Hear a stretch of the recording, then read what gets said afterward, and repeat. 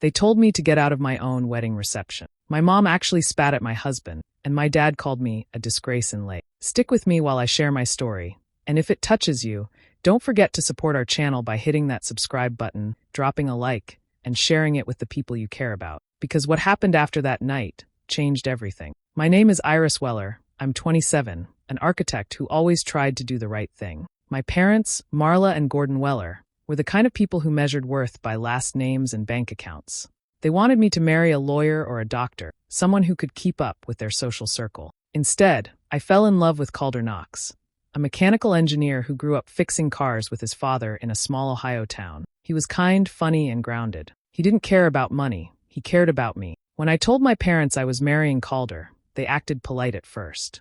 But I could feel their disapproval in every word, every fake smile. They said they'd pay for the wedding only if I let them plan it. I agreed, hoping that maybe they'd see Calder for who he really was. I was wrong. The reception started beautifully. The room glowed with candles, and Calder looked at me like I was the only person in the world. Then my father raised a glass for a toast that turned into an insult. He said, "To Iris, may she one day realize she's thrown her life away." Laughter followed from some of their rich friends. I froze. Calder tried to stay calm, but when my mother spat at him and said, "You don't belong here," something in me snapped. I told them we were leaving. My father shouted, "Get out of here, both of you," as if we were trash on his carpet. The guests went silent. I walked out holding Calder's hand, my wedding dress dragging across the floor like a surrender flag. Outside, the cold night hit my face, and for the first time, I realized I didn't have a family anymore. Calder whispered, "We'll be okay," and I believed him, though I didn't know how. We spent that night in a cheap motel. I cried until my makeup stained the pillow. Calder just held me, never saying, "I told you so." That's the kind of man he is, calm when the world isn't. The next morning, I decided to move on. No calls, no texts, no apologies. I deleted their numbers and focused on starting a life with the man I chose. What I didn't know was that someone else had seen everything. My grandfather, Elias Weller, a man my parents barely talked about. He was old, private, and powerful, and he had been sitting quietly in the back of the hall that night, watching it all unfold. I had no idea that his decision, made that very night, would soon change my life forever. Our first home was a one-bedroom apartment above a bakery. The smell of fresh bread woke us each morning, and though the walls were thin and the pipes clanged, it felt safe. Calder worked long hours at a small engineering shop, while I took on freelance design work. We built everything ourselves, the furniture, the shelves, even the kitchen table. It wasn't luxury, but it was ours. My parents made good on their promise to erase me. Their numbers vanished from my phone. My messages went unanswered. At first, I kept hoping they'd reach out, maybe to ask if I was eating enough or just to say they missed me. But weeks passed, then months, and silence filled the space where family should have been. Sometimes I'd remember moments from childhood. My mother brushing my hair before school, my father teaching me how to ride a bike. They hadn't always been cruel. It felt like those people had died long before my wedding day. Now all that was left of them were cold memories wrapped in pride. Calder never complained. He'd come home covered in grease, kiss my forehead, and say, "We're getting somewhere." His steady voice anchored me. I tried to match his optimism, but at night, when he was asleep, I'd sit by the window and stare at the city lights. I told myself that love was enough, even without family. One night, the phone rang close to midnight. Unknown number. I hesitated before answering. A calm male voice said, "Mrs. Knox? This is Martin Clay from the offices of Mr. Elias Weller." My heart skipped.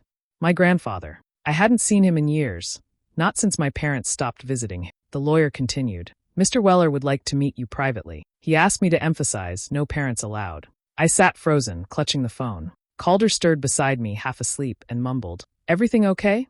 I whispered that it was fine, but my hands were shaking. Martin gave me an address on the edge of the city, a time, and no further details. Before hanging up, he said, "He's been waiting a long time to speak with you." After the call ended, I sat in silence. My grandfather had always been a mystery, a man of few words, enormous wealth, and endless rumors. My parents used to mock him, calling him a hermit with too much money. I never understood why. Now suddenly he wanted to see me. No explanations, no warning, just a simple request that felt heavier than any command. Calder reached for my hand. "You should go," he said quietly. "Maybe this is something good." I wanted to believe that. But as I stared at the clock ticking toward midnight, a strange feeling grew in my chest, part fear, part hope, and something else I couldn't name yet. The drive to my grandfather's mansion took nearly 2 hours. The farther I went, the thinner the traffic became until the city disappeared behind. The estate stood hidden among tall oaks, its gates covered in rust but still grand. A guard waved me in without a word. The gravel road curved through a wide garden that looked untouched for years. When I stepped out of the car, the air smelled faintly of pine and rain. The front door opened before I could knock. A quiet housekeeper led me through long halls lined with old portraits, faces I barely recognized, watching me with cold eyes. She stopped at a heavy door and said softly, "He's been waiting." Inside, my grandfather sat near a window in a large armchair, a blanket draped across his knees. Time had changed him. His frame was thin, his hands trembling slightly, but his eyes were clear, sharp as glass. When he saw me, a small smile tugged at the corner of his mouth. "I wondered if you'd come," he said. His voice was low, tired, but steady. "I wasn't sure if I should," I admitted, sitting across from him. He studied me for a moment. "You're your mother's daughter in looks, but not in heart. That's good." He paused, taking a long breath. "I've been watching your parents for years. They lost their sense of decency long before that wedding. But what they did to you," his voice broke slightly, "it disgusted me beyond words." I didn't know how to respond. The memory still hurt too much to speak about. He gestured toward a small box beside him, filled with old letters and photographs. "They stopped visiting me when I refused to fund their newest business. Greed swallowed them whole." His eyes softened. "You remind me of how our family used to be, before money became a disease." The room grew still. The only sound was the ticking of an old clock. Then he said quietly, "I don't have much time left. The doctors tell me the truth whether I want it or not." I looked at him, stunned. "Grandpa." He raised a hand. "No sympathy, Iris.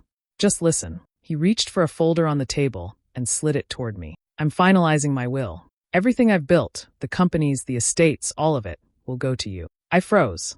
"To me? Why?" "Because you still understand what love looks like when it's poor," he said simply. "Your parents forgot." I could hardly breathe. He leaned forward slightly, his eyes narrowing. "But there's one condition. You must tell no one, not Calder, not your parents, no one, until after I'm gone. Promise me that." I nodded slowly. "I promise." He leaned back, exhausted but peaceful. "Good. Then maybe the Weller name will mean something." Outside, the wind rustled through the trees as if sealing our secret between us. The first months of our business were chaos. Calder turned the living room into a workshop, and my drafting table sat wedged between boxes of bolts and blueprint. We named the firm Knox and Weller Designs, though the name felt almost borrowed, something we still had to earn. Clients were few, bills were constant, and every small success came wrapped in exhaustion. Some nights we worked until sunrise, measuring, sketching, and reworking plans that barely paid enough to keep the lights on. Calder never complained. He said building something from nothing was how you proved what you were made of. I believed him, even when my hands ached from drawing and my eyes burned from staring at screens. Slowly, people started noticing us. A small construction company hired us to design custom metal fixtures. Then a boutique asked for modern shelving. Each job gave us just enough to take the next one. We celebrated every invoice like a victory. On weekends, I visited my grandfather. His health was fading, but his mind stayed sharp. He listened carefully as I told him about our projects, asking questions only someone truly interested would ask. Calder joined me sometime, and the two of them would spend hours talking about design and mechanics. I loved seeing Calder treated as an equal, respected for his ideas instead of his background. During one visit, my grandfather handed Calder an old fountain pen and said, "Every plan starts with a single line. Make yours count."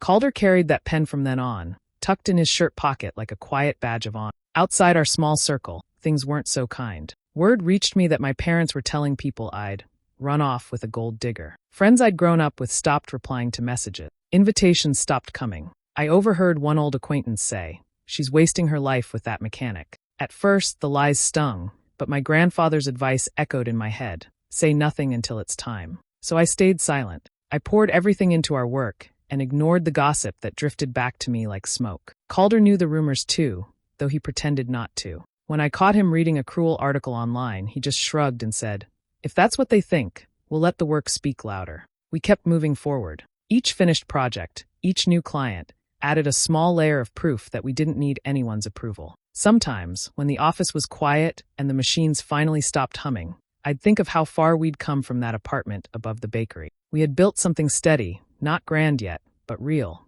And beneath the noise of saws and sketches, a quiet certainty grew inside me, that patience would pay off, and the day to speak would come soon enough. 2 years slipped by quietly, marked by long workdays and short visits to my grandfather's house. His voice had grown softer with each month, though his mind stayed clear until the end. One morning the call came. Martin Clay, his lawyer, spoke in a low tone. He passed away in his sleep last night. I sat there, unable to speak. Calder turned off the stove, came over, and held me until the tears ran dry. The funeral took place 3 days later on the estate ground. The air was heavy with the kind of silence only grief brings. Relatives I barely recognized filled the rows. Polished shoes, dark suits, eyes already calculating what his death might mean. My parents arrived in matching black, faces set in practiced sorrow. My mother clutched her pearls like they could comfort her. My father nodded to guests as if hosting an event instead of mourning a man. I stayed near the back with Calder, listening to the priest's words drift over the casket. It didn't feel real until the final shovel of earth fell, dull and final. My chest tightened. Calder's hand found mine and stayed there. A week later, an invitation came for the reading of the will. It was held in my grandfather's study, the same room where I'd last spoken to him. The curtains were drawn, the air smelled of old books and cedar. Martin Clay sat behind the desk, papers stacked neatly before him. My parents sat across from him, expectant, restless.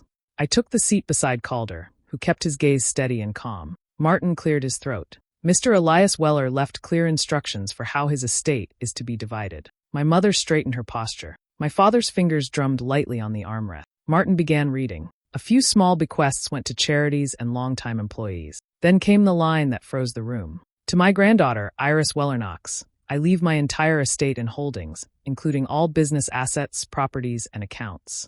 The words hung in the air like thunder before a storm. My mother's eyes widened, color draining from her face. She made a small choking sound before collapsing against the chair. My father stood abruptly, his voice sharp. That's impossible. She must have manipulated him. Martin remained calm. These are his signed and notarized wishes. He was of sound mind. My father's outrage grew louder, but I said nothing. My hands trembled beneath the table until Calder reached over and clasped them. His thumb brushed gently over my knuckles, grounding me. The room buzzed with whispers as relatives exchanged looks.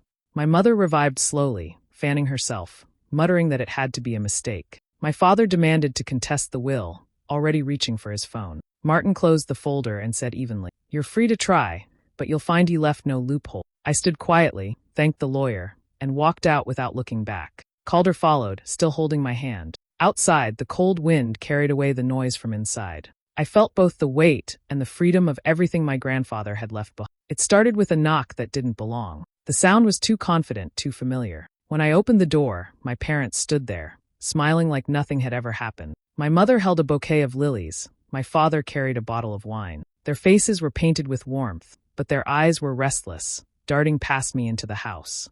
"Iris, sweetheart," my mother said softly. "You look wonderful." Her voice was honey poured over glass. My father added, "We've been thinking about you. It's been too long." For a moment, I simply watched them. Their sudden sweetness felt rehearsed, each word landing too neatly. Calder appeared from the hallway, wiping his hands on a rag. My father's smile twitched at the sight of him. "Calder," he said, forcing cheer. "Good to see you, son." Calder gave a polite nod, his expression unreadable. My mother stepped forward, pressing the flowers into my hands. "We miss you," she said. "We all said things we didn't mean. Let's not dwell on the past." The lilies smelled faintly of perfume, not apology. I gestured toward the living room. "Come in," I said, keeping my voice calm. They followed eagerly, taking seats like guests who'd been waiting to reclaim ownership. My father glanced around, eyes lingering on the polished floors and framed certificates. "You've done well for yourself," he said, pretending admiration. I sat across from them, folding my hands. "What brings you here?" They exchanged a glance before my mother leaned forward. "We want to make peace, darling. We've been foolish, but family should stick together." Her tone was too smooth. Calder moved quietly to the side table and set down his phone, face down but recording. I caught his subtle nod. My father cleared his throat. "You've probably heard about our company. We've had challenges lately. The market's unpredictable." I waited. He continued, "We're looking for partners, just temporary support until things stabilize. A small investment, really. You wouldn't have to do anything. Just lend your name, maybe some capital." The words dropped one by one, heavy with the greed they tried to hide. I tilted my head, feigning thoughtfulness. "A small investment," I repeated. "Yes," my mother said quickly. "It would help us get back on our feet. After all, we're family." Calder met my eyes across the room. I could see the quiet question there. "How far will you let this go?"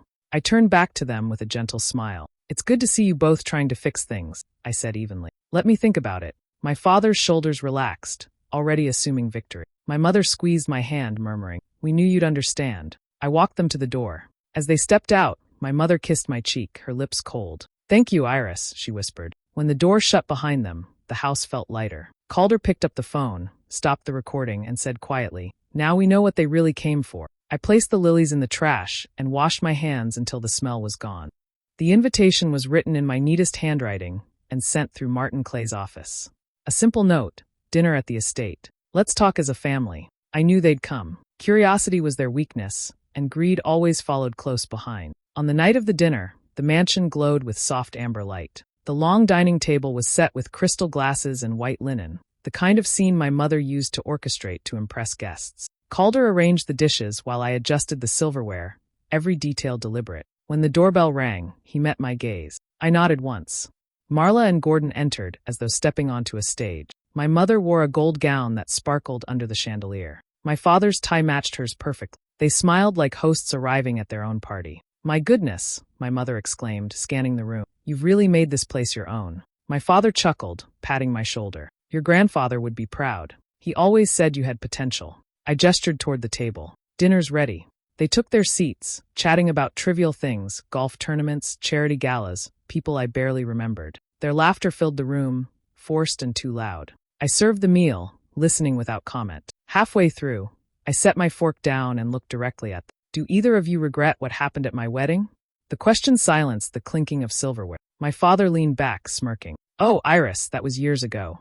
No point digging up old drama." My mother sighed theatrically. "You know how temper runs in this family. We just wanted the best for you." Calder misunderstood our intentions. Calder's name hung in the air like a dare. I met her gaze, then smiled faintly. "So it was his fault?" She waved a hand. "It was a stressful day." I reached into my pocket and placed my phone on the table. One tap, and their voices filled the room, the recording from their last visit. "We just need a small investment, Iris. We're family." Their faces changed instantly. My father stiffened, his jaw tightening. My mother's hand trembled as she reached for her glass. "You recorded us?" she whispered. "I wanted to remember what reconciliation sounded like," I said quietly. Before they could respond, the doors opened. Calder stepped in with Martin Clay behind him, carrying a folder. My father's expression curdled. Martin nodded politely. "Mr. and Mrs. Weller, thank you for coming. Before you discuss business with your daughter, you should know something." He placed the folder on the table and opened it. "Elias Weller retained controlling ownership of your company for over a decade.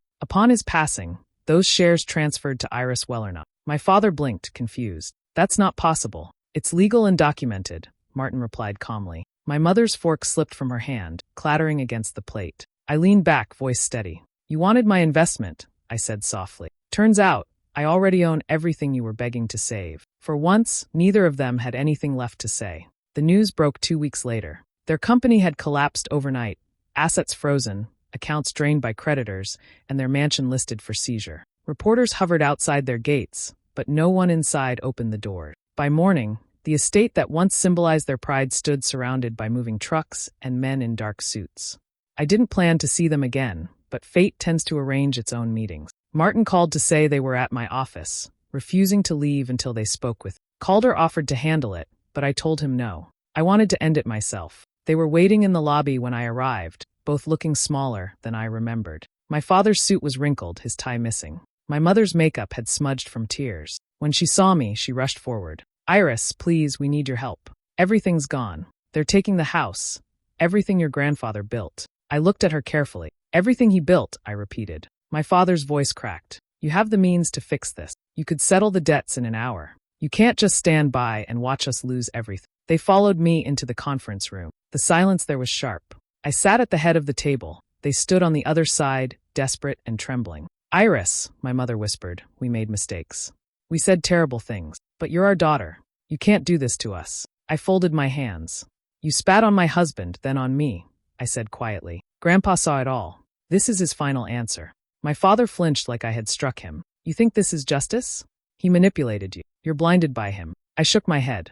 "No, Dad. He saw what I refused to see." The door opened and security stepped inside. My father's eyes widened as realization set in. "You're throwing us out?" I didn't answer. The guards moved closer. My mother broke down completely, sobbing. "Please, Iris, we have nowhere to go. We'll lose everything." I stood slowly. "You already did." They clung to each other as the guards guided them toward the exit. My father shouted my name once, his voice breaking halfway through it. The sound echoed down the hall long after they were gone. I walked to the window. Outside, a black car waited at the curb. My parents stumbled toward it, still arguing, still blaming each other. The sky above was overcast, the kind of dull gray that hides every trace of warmth. Calder came beside me but said nothing. We stood together, watching as the car finally drove away. For the first time in years, I felt something shift inside me, quiet, steady, unburdened. Not anger, not triumph, just release. The mansion no longer felt like a monument to wealth. The echo of polished floors and marble halls had been replaced with the sound of new beginnings, voices of students, the hum of machines, the quiet energy of hope taking shape. We called it Elias House, just as I promised him. The name hung over the gate in bronze letters, a tribute not to fortune but to purpose. Calder and I worked side by side again, only now the projects weren't for clients or profit. We rebuilt the workshops, filled them with equipment, and invited students who couldn't afford tuition or space to create. Some came from small towns, others from city shelters. They brought sketches, ideas, and dreams held together by faith. I watched Calder teaching a group of young engineers how to assemble a motor from scrap. He spoke with patience, his hands moving with the same steady precision that once built our business from nothing. The students hung on every word. Seeing them reminded me of how he started, with nothing but curiosity and grit. In the evenings, I helped the design students sketch models in the old study, the same room where my grandfather had once sat wrapped in blankets. The scent of sawdust and ink filled the air, blending past and present. Each blueprint we pinned on the wall felt like a small act of repair, not for the building but for something inside me that had long stayed cracked. The bitterness I once carried began to fade without my noticing. I no longer thought about the betrayal every day. It lingered like an old scar, visible but painless. Whenever the memory surfaced, I reminded myself that silence had been my strength and patience had been my answer. One evening, the sky burned orange as the sun dipped behind the trees. I wandered into the garden my grandfather had planted decades ago. The fountain still worked, the water soft against the quiet air. I sat on the stone edge, tracing the initials carved into it, EW. Footsteps approached behind me. Calder knelt beside the flower beds, dirt on his palms and a grin tugging at his mouth. "You're working too hard again," he teased. I laughed softly, shaking my head. "I'm just thinking." He sat next to me, looking out over the rows of budding roses. "You know," he said after a moment, "we didn't win because of money. We won because we stayed us." The words landed deep, simple and true. I turned toward him, the fading light catching the edge of his smile. For years I had been holding my breath, waiting for some sign that it was finally over, that we were free from the shadow of everything we'd. And in that quiet moment, surrounded by the life we'd rebuilt, I finally exhaled. A smile found me, not forced, not cautious, but real. The kind I hadn't felt since before the wedding that changed everything. Months passed in calm rhythm. The foundation ran smoothly, the workshops full from morning to dusk. I had learned to live without looking backward. Then one gray afternoon, the receptionist called up to my office. "Mrs. Knox," she said carefully, "there are 2 visitors asking for you. They say they're your parents." For a moment, I couldn't speak. When I stepped into the lobby, I almost didn't recognize them. My mother's once perfect hair was streaked with gray, tied back in a loose bun. My father's posture, once proud and straight, had folded into itself. Their clothes were clean but plain, their faces tired in a way money could never fix. My mother's eyes lifted when she saw me. "Iris," she said softly, "we wanted to come sooner, but we didn't know how." My father nodded, voice rough. "We heard about the charity. You're helping people who've got nothing. We thought maybe we could help too." I stood still, weighing the years of silence between us. "You want to volunteer?" I asked. "Yes," my mother whispered. "We don't expect anything. We just want to do something right." Their words sounded honest, but I had learned that time could make truth out of people more than guilt ever could. I studied their faces, the tremor in my father's hands, the humility that had replaced arrogance. I didn't answer right away. The hum of the foundation carried through the open hall, the tapping of keyboards, the buzz of tools, voices of students upstairs. My grandfather's portrait hung above the staircase, his calm eyes seeming to watch the moment unfold. Finally, I said, "Grandpa always believed in redemption, not entitlement." They both looked down, not sure what that meant for them. I turned to the receptionist. "Find them tasks in maintenance and housekeeping. They'll start today. Unpaid." My father murmured a quiet thank you, as though even this small mercy was more than he deserved. My mother's eyes glistened. They followed the staff down the hall without another word. The day carried on. Papers piled up, meetings filled the afternoon, and for hours I didn't think about them again. But as the sun began to sink, I walked through the halls of Elias' house to check on the evening shift. In the great hall named after my grandfather, I saw her, my mother, on her knees with a bucket of soapy water, scrubbing the marble tiles. Her hands shook from the effort, but she didn't stop. When she reached the base of the portrait, she paused. Tears fell freely as she whispered, barely audible, "I'm sorry." I didn't move closer. Some words didn't need replies. Sunlight streamed through the tall windows, catching the wet floor and turning it gold. I stood for a moment longer, watching in silence. Then I turned and walked away, the light following me down the corridor, warm, gentle, final. Do you think I made the right choice by walking away from my parents, or should I have given them another chance? Let me know in the comments. And if you enjoy stories like mine, don't forget to subscribe and stay tuned.